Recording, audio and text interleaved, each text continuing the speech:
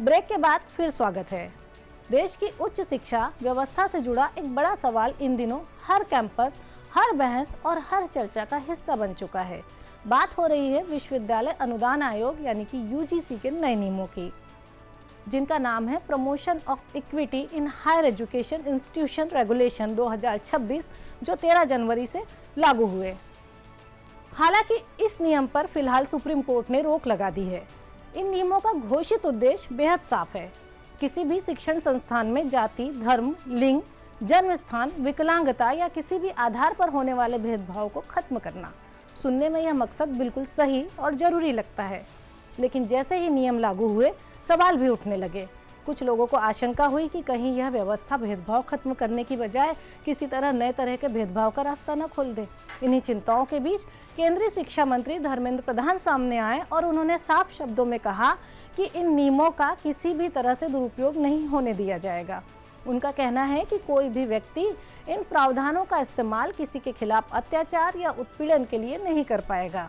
उन्होंने यह भी स्पष्ट किया कि यह पूरी व्यवस्था सुप्रीम कोर्ट की देखरेख और संविधान की सीमाओं के भीतर लाई गई है और यूजीसी, केंद्र सरकार तथा राज्य सरकार तीनों की जिम्मेदारी इसमें तय है। यूजीसी का भी यही कहना है कि इन नियमों का मकसद गुणवत्ता बढ़ाना और छात्रों, शिक्षकों तथा अन्य हितधारकों के अधिकारों की रक्षा करना है, न कि किसी को परेशान करना। आयोग ने भरोसा भी दिलाया है कि यदि किसी को कोई आशंका है तो संवाद का रास्ता खुला रहेगा।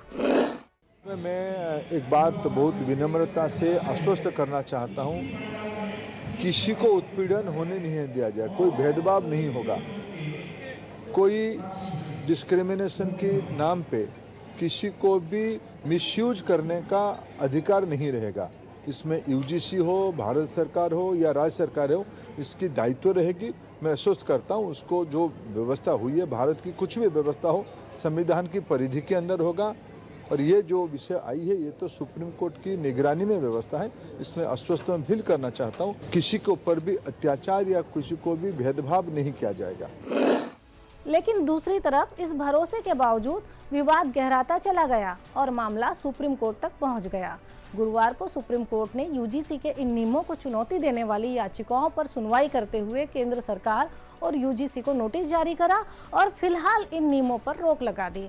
अदालत ने साफ किया कि अगली सुनवाई 19 मार्च को होगी और तब तक 2012 के यूजीसी रेगुलेशन लागू रहेंगे।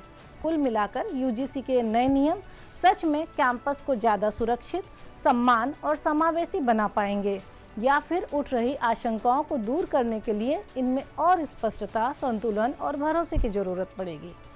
सुप्रीम कोर्ट की अगली सुनवाई पर अब सबकी नज़र है, क्योंकि यहीं से तय होगा कि उच्च शिक्षा में समानता की यह कोशिश किस दिशा में आगे बढ़ेगी और क्या यह व्यवस्था सच में न्याय, पारदर्शिता और भरोसे का आधार बन पाएगी।